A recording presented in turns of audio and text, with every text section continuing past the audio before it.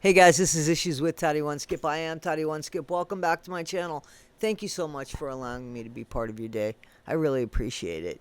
Guys, I wanted to put up a response video because I have a lot of response and reaction to the Mike Rinder video, which I think is just common sense. I just wanted to put it out there, and then we're going to go on to some other things. I want to put out a few videos over the next few days about a few issues. But right away, the things that I heard in the Mike Rinder and John Atak interview, and I say that because how do you have one of your good friends interview you and expect it to be without bias? I have some questions. So let's listen to some of the stuff. I'm going to interrupt and we're going to talk about some of the stuff, I hope. And then I'm going to put a few more videos out. So let's go for it. And guys, please like, subscribe, and share. If you don't like it at the end of it, unsubscribe.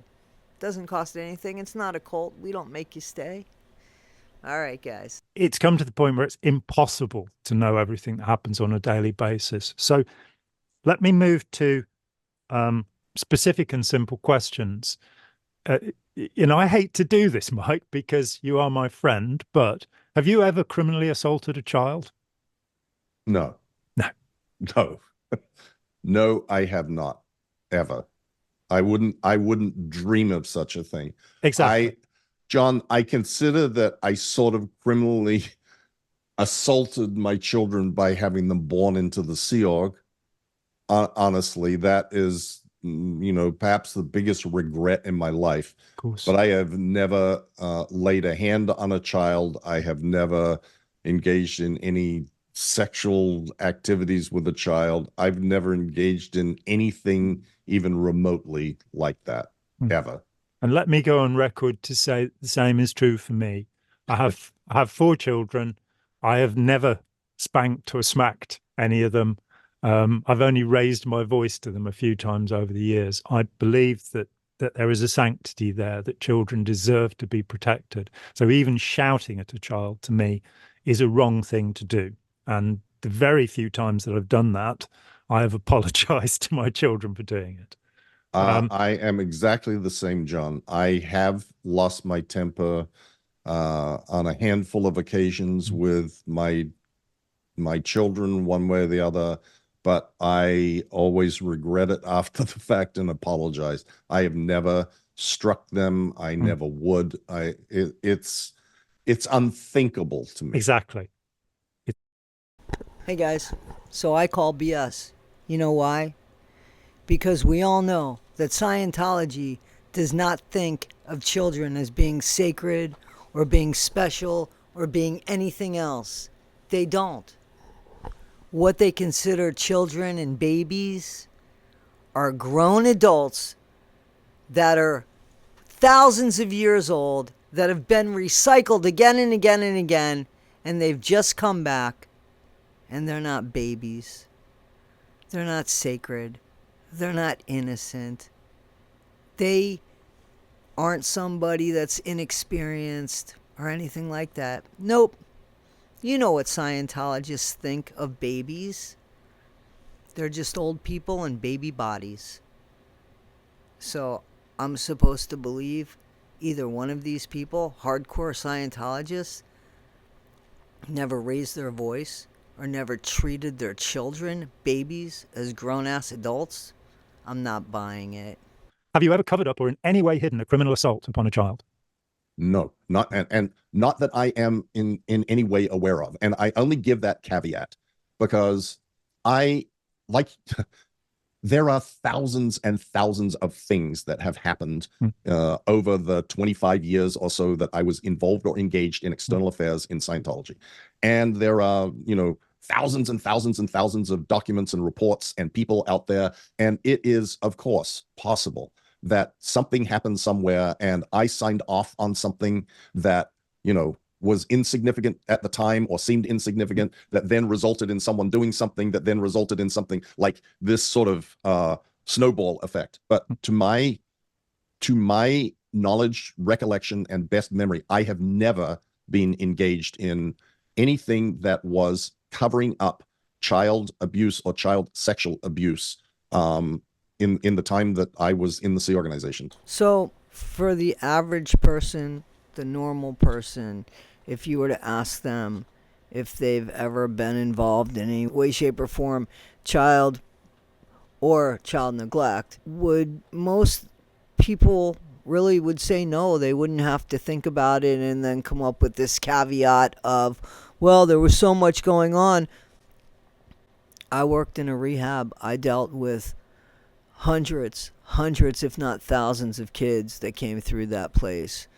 I ended up being a whistleblower. There wasn't anything that I signed off on that was indirectly or directly involved with any kind of neglect or any kind of carelessness that came with children. I could say that. Most people can. So this whole caveat is just, I don't understand why it's needed, unless maybe because of your own neglect, you let things go through and slip through your hands because you saw it as insignificant at the time, because maybe you were overworked, and because you didn't want to spend the time looking and reading something. What about those kids? You owed them that. And if you couldn't do your job, just like anybody in the real world, if they can't do the job to the best of their ability, they shouldn't be doing their job. You gotta own responsibility. I'm serious about this. You can see that I'm serious about this. This is no defense. It's no defense. You know, there were certainly conditions like in the childcare facilities that were horrible and should never have been allowed, including of my own children. You know, and that, you know, sort of falls into the category of child abuse. I mean, the dirty nurseries with untrained women looking after infants and children, and their neglect and their lack of education and all of that sort of stuff that was all very well justified in the minds, in my mind and the minds of all the Sea Org parents who were involved and knew that that was going on. I cover that extensively in my book, why that seemed to be an acceptable way of raising children. And that stuff was definitely covered up. It was covered up when, you know, inspectors would come and they would be turned away at the door by security and told they had to come back in 3 days. And then there would be frantic efforts to clean everything up and make it all look nice and that sort of stuff. But outside of that, absolutely not. So, yep, absolutely. Child neglect is child abuse. So, yeah, you can't get out of that one. And I don't know how you justify it's what you thought and what everybody thought was right and normal at the time. How it still is unlawful. It's still unlawful. It's like everybody else is doing it, so that's what we should do. We kind of knew it was wrong, but is that owning up? Is that taking responsibility? Because it is in fact child neglect, which is in fact a criminal act, right? I mean, it's just being in black and white. That's what it is, right? Because we wouldn't allow people to behave like that if we saw that. We'd like to think that we know better. There are people that go to jail and prison because of neglecting kids. We see it all the time now. People leave their kids alone, that's neglect, and then go off on holiday. So, you know, let's just be real. You know, history was a race between Dianetics and the atomic bomb. And that if we didn't do something, you know, the whole agonized future of every man, woman, and child on this planet depends on what we were doing. There was this incitement, this sense that we'd have to compromise on our own living, which is something that everybody in the Sea Org did. You know, sleep deprivation, the rotten diet, the awful bullying that was going on was all seen as self-sacrifice, all as something that was being given to a nobler cause of saving humanity from World War III, as L. Ron Hubbard put it. So those are the conditions in which it occurred. Okay. Have you ever been charged with a criminal offense against a child? No. And it's been alleged that because there is no evidence that L. Ron Hubbard designed the handlings that are put into place for cover-ups, that you must have done it.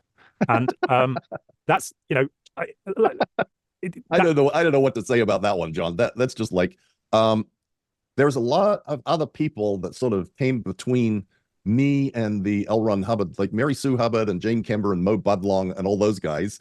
But honestly, Hubbard, the amount of orders and guardians orders and advices and subsequent OSA network orders written by L. Ron Hubbard about how to conduct the external affairs of Scientology, you don't need anything more. Yeah, so that's kind of an insult again to our intelligence because that Bible, the Bible, the Bible, right? Well, it tells us how to live our life. And there are people that believe that if you follow it word by word by word, that is the way to live your life by God. But just like the Bible, it's interpreted. It's interpreted by people. Sometimes it's interpreted to the left, and sometimes it's interpreted to the right. And we see that in the way that different people interpret it. How some people use it to say, you don't live your life this way, it's not in the Bible. And how some people say, hey, just use it as a guide. So, did L. Ron Hubbard write down every single thing and it was never interpreted by these people? I don't believe it. I don't believe it. And if L. Ron Hubbard said, go take a GUN and SHOOT somebody and you were to do it, you don't think you'd go to jail for that? When should you be held accountable as grown adults? Especially when you want young adults to be held accountable. Yeah, so let me tell you how infuriated I get when I hear that statement about like how it was about Dianetics and then World War III and how they were saving the world, saving the planet and everything. So in real wartime, when kids are really hidden because parents are afraid that something's going to happen to them, and when we hear history of what happened to people that were of certain races and creeds and I mean in serious wartime, not this crazy stuff that is a cult, but in serious wartime, there has been years, decades later, where people are doing prison time for war crimes. I want you guys to think about that, okay? So, you don't think that any of the behavior here could possibly be considered a war crime? What if these kids' stories are true? These people, these higher on the echelon, on the Scientology tiers, they're saying, well, we were told this so that we could save the planet from everything. World War III, but there's still war crimes. And that's what I'm talking about. There are people that still need to be held accountable. These questions do need to be answered. This was a horrible interview. I don't know what it was supposed to do, but it didn't do it in my eyes. Guys, thank you so much for your support. I so appreciate it. Please like, subscribe, and share. I'm doing more. Continue in the chat. I'm in the chat. You can always reach me at toddyonesskip@gmail.com. Just be patient with me because I'm not great at email, but I'm getting better at it. I got a lot going on in my life, which is fine and great. So just be patient with me about stuff like that. But I do communicate in the chat, and I do appreciate you guys. I'm going to see you a couple times more this weekend. Thanks, guys. This is Issues with Toddy One Skip. Don't forget, be better today than you were yesterday. Not half as good as you're going to be tomorrow. And always be yourself. Thanks, guys.